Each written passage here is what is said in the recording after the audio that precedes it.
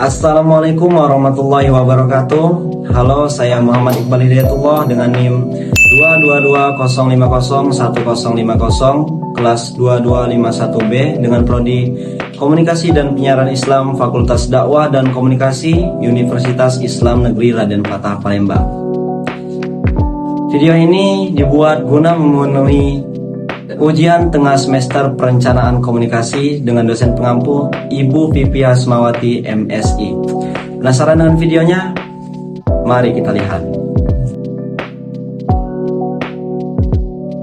Sebelum itu kita harus tahu dulu apa itu perencanaan komunikasi. Jadi perencanaan komunikasi itu merupakan suatu tindakan yang direncanakan organisasi ataupun orang dalam berorganisasi. Nah, apa saja yang perlu direncanakan? Yang direncanakan itu ada 3 poin. Yang pertama yaitu target komunikasi yang berupa audiens, dan yang kedua yaitu media yang tepat, dan yang terakhir yang ketiga yaitu efek yang ditimbulkan. Nah, apa pentingnya perencanaan komunikasi? Tentu penting karena komunikasi kita itu harus direncanakan terlebih dahulu agar komunikasi tersebut sesuai dengan apa yang kita inginkan dan agar pesan yang kita sampaikan itu dapat sampai kepada audiens secara efektif dan efisien sehingga audiens itu bisa mengerti apa yang kita sampaikan. Maka dari itu pentingnya perencanaan komunikasi. Ada juga 3 yang melatar belakangi perencanaan komunikasi. Yang pertama itu menghindari terjadinya konflik. Dan yang kedua, adanya corporate social responsibility. Ketika kita berbicara di depan umum, kita harus punya nilai moral ataupun kewajiban menyampaikan suatu kebenaran agar audiens dapat percaya bahwa yang kita sampaikan itu sudah benar. Oleh karena itu, kita harus menyampaikan informasi, bahkan pesan sesuai dengan fakta dan data, bukan hanya asumsi belaka saja. Jadi perencanaan apa sih itu? Latar belakangnya harus ada corporate responsibility agar pesan yang disampaikan itu lebih akurat. Dan yang terakhir itu infrastruktur human. Maksudnya di sini manusia membuat perencanaan komunikasi terhadap produk tersebut. Tujuan perencanaan komunikasi adalah satunya itu agar tidak menimbulkan makna ganda, sehingga pesan yang kita sampaikan itu satu makna dengan apa yang disampaikan. Maka dari itu pesan yang kita sampaikan itu lebih efektif dan efisien karena berhasil atau tidaknya suatu program tergantung dari perencanaan komunikasinya. Baik, selanjutnya kita akan membahas mengenai sejarah studi perencanaan komunikasi atau communication planning. Di sini saya akan menjelaskan mengenai information flow, yang artinya ketidakseimbangan komunikasi dengan data seperti banyak informasi namun tidak ada kepastian akan kebenaran. Jadi kesimpulannya, information flow itu dapat dikatakan sebagai informasi yang sudah banyak tersebar namun tidak didukung oleh data yang menimbulkan ketimpangan dalam informasi-informasi tersebut. Jadi ada 3 penyebab timbulnya information flow. Yang pertama, birokrasi. Birokrasi dimaksud merupakan bagaimana sistem yang membentuk sesuatu harus dilakukan untuk mencapai suatu tujuan tersebut. Karena itu semakin banyak hierarki maka semakin banyak birokrasinya. Biasanya di negara yang luas itu semakin banyak birokrasi, dipersempit yang namanya planning komunikasinya. Jadi birokrasi tinggi maka information flow-nya semakin banyak. Semakin banyaknya information flow maka semakin tidak adanya planning komunikasi. Yang kedua itu leadership, yang mana leadership ini yang membangun menyampaikan informasi yang berubah-ubah makna information flow-nya tinggi. Dan yang terakhir itu public. Nah, biasanya public inilah yang menciptakan information flow yang tinggi, bahkan public pun suka menimbulkan information flow. Nah, adapun penyebab isu yang menimbulkan information flow semakin besar, yaitu kontroversi atau biasa disebut dengan perdebatan negara. Perdebatan itu information flow-nya biasanya tinggi. Nah, penyebab kontroversi itu ditimbulkan karena 2 hal. Yang pertama yaitu mengeluh dan menantang kebebasan, dan yang kedua itu yaitu opini-opini negatif yang ditimbulkan oleh suatu media terhadap objek. Nah, perlu kita ingat bahwa semakin banyak maka semakin banyak juga kontroversinya. Information flow itu bisa kita atasi. Nah, gimana caranya? Mengatasi information flow itu yang pertama yaitu planning komunikasi tetap harus ada. bisa membuat planning tersebut ya caranya melalui kebijakan komunikasi. Nah, kebijakan komunikasi ini diperlukan untuk membuat planning komunikasi, yang mana planning komunikasi ini membatasi informasi-informasi, karena semakin banyak informasi yang menyebar, maka semakin banyak juga information flow. Oleh karena itu, kebijakan membatasi information flow-nya yang semakin besar di masyarakat agar mudahnya perencanaan informasi yang dibuat melalui regulasi kebijakan komunikasi. Yaitu konvergensi media, yang mana konvergensi media ini memerlukan kebijakan komunikasi. Jadi konvergensi media ini merupakan suatu perubahan media ke media yang baru tanpa meninggalkan media yang lama, atau bisa kita sebut media konvensional. Ada satu contoh, seperti dulu kita menggunakan newspaper dan sekarang kita menggunakan media sosial. Ya, walaupun kita sekarang menggunakan media sosial, newspaper tersebut tetap ada sampai sekarang. Nah, selanjutnya teknologi information, yang mana dari media konvensional konvergensinya ke media modern seperti media sosial atau sosial media. Nah, new media ini merupakan media yang terjadi karena adanya media konvergensi. Lalu media konvensional itu karena adanya high technology information. Selanjutnya komunikasi itu merupakan kebijakan komunikasi yang diperlukan untuk pengunjung suatu proyek atau program yang akan disampaikan kepada publik melalui perencanaan komunikasi. Nah, selanjutnya potensi komunikasi. Jadi potensi komunikasi itu untuk memajukan peradaban, maka harus punya peradaban komunikasi, sehingga kebijakan komunikasi menggantung dengan peradaban komunikasi. Salah satu peradabannya yaitu mempunyai sifat kejujuran, yang mana adanya peradaban biasanya harus bersikap jujur, sehingga potensi komunikasi itu dapat maju. Nah, karena adanya high technology information membuat orang mendapatkan atau menyampaikan informasi tanpa disaring lagi, sehingga banyaknya tersebar hoax. Jadi kalau misal high technology information tidak diiringi dengan kebijakan komunikasi, maka akan menyebabkan informasi yang kurang dipercaya.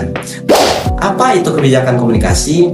Jadi kebijakan komunikasi itu merupakan prinsip atau pedoman dari sistem komunikasi yang dibangun secara khusus kerangka yang baik, seperti kerangka kebijakan komunikasi yang mana kita harus tahu yang harus disampaikan. Selanjutnya ada post communication, yang mana post communication ini terbagi menjadi dua bentuk untuk membuat kebijakan. Yang pertama itu explicit, yang mana maksud dari explicit ini merupakan aturan-aturan maupun peraturan-peraturan yang membuat Anda speak up ke publik.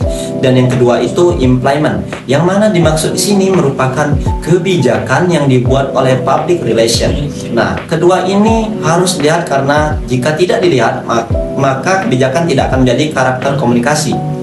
Adapun tujuan kebijakan komunikasi, nah tujuannya agar dapat menyusun dalam bentuk yang tepat dengan cara mengikut sertakan semua lembaga yang berkepentingan memperkenalkan sektor-sektor pembangunan yang digerakkan oleh aktivitas komunikasi. Dan juga kebijakan komunikasi ini dapat membantu dalam koordinasi kerjasama antar lembaga organisasi, pemerintah, dan bahkan swasta, sekaligus dalam proses dan penyebar luasan informasi, serta memberikan kemungkinan fasilitas ke arah terciptanya partisipasi masyarakat. Perencanaan komunikasi ini terbagi menjadi dua tipe. Pertama itu strategi communication atau perencanaan komunikasi. Strategi ini yang bisa kita ingat dengan perencanaan jangka panjang, yang merupakan dasar perencanaan strateginya. Yang kedua itu operasional communication atau perencanaan komunikasi, yang bisa kita ingat dengan perencanaan jangka pendek. Adapun rencana intuitif dan antisipatif. Intuitif itu apapun yang ingin disampaikan kepada publik. Jadi bagaimana caranya agar publik itu tahu tentang program tersebut. Seperti halnya intuitif itu cara kita untuk mempengaruhi orang lain dari gaya bahasa kita sampai dari bentuk rasa kasih sayang yang kita berikan, sehingga mereka dapat memahami program kita. Nah, menyampaikannya itu menggunakan 7 kebijakan, sedangkan antisipatif harus melihat dari budaya tata krama yang masyarakat dan juga bahkan undang-undang yang dibuat agar tidak adanya kesalahan produk yang disampaikannya. Timbullah yang namanya kesepakatan tertulis, yang mana kesepakatan tertulis ini bukan hanya melibatkan satu orang, namun melibatkan banyak orang. Kesepakatan tertulis ini haruslah disepakati secara tertulis juga, karena kesepakatan tertulis ini membuat tanggung jawab intuitif dan antisipatif ini terjalan. Kalau tidak ada kesepakatan tertulis, maka intuitif dan antisipatifnya itu hilang. Selanjutnya, karakteristik perencanaan jangka panjang atau yang dimaksud juga dengan perencanaan formal. Contohnya, menggunakan surat maupun media. Nah, produk jangka panjang ini harus dibicarakan secara formal karena keterkaitan dengan masa yang akan datang. Oleh karena itu, harus berpikir reflektif, inisiatif, edukatif, dan inovatif, bahkan harus punya infrastruktur human. Nah, ini biasanya timbul dari 3 hal. Yang pertama, pengalaman orang lain, bisa juga pengalaman di suatu perusahaan yang sama, dan yang kedua dari organisasi atau bisa kita sebut dengan story all, dan yang terakhir itu dari pengalaman pendidikan atau infrastruktur human. Nah, perlu kita tahu bahwa perencanaan komunikasi itu di atas kebijakan komunikasi, karena kerangka-kerangka berdasarkan kebijakan komunikasi, sedangkan kebijakan komunikasi itu merupakan sebuah aturan prinsip maupun sistem komunikasi yang diatur dari kerangka-kerangka tersebut. Apa itu hubungan operasional? Nah, perencanaan komunikasi dengan strategi perencanaan komunikasi yang tentu kedua ini sangat berkaitan karena hubungan strategi tidak dapat jalan tanpa operasional. Jadi, strategi komunikasi itu merupakan perencanaan atau program jangka panjang dari perusahaan maupun organisasi yang dilakukan oleh operasional planning. Maka dari itu, hubungan strategi tidak dapat jalan tanpa operasional. Begitu juga sebaliknya, operasional tidak dapat jalan tanpa program yang ditentukan dari strategi. Nah, keduanya mempunyai keterkaitan satu sama lain.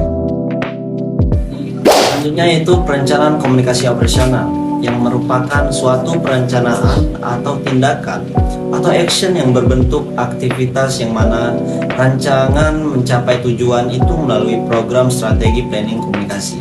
Nah, perencanaan komunikasi profesional ini terbagi menjadi 2. Yang pertama itu infrastruktur komunikasi, yang dimaksud di sini merupakan cara perencanaan komunikasi yang sudah direncanakan. Nah, yang kedua itu program komunikasi, yang terkait pada knowledge research atau sumber daya pengetahuan, talenta kegiatan melakukan komunikasi seperti tersenyum. Nah, program yang terkait dengan ana research itu program dari strategi yang harus dipahami oleh operasional, karena dia harus menyampaikan program tersebut.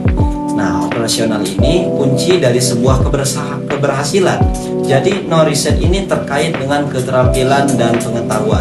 Adapun cara agar operasional itu tidak mengalami standing yang membutuhkan pendekatan karena benar-benar berjalannya operasional, sehingga benar-benar memiliki infrastruktur dan programmernya.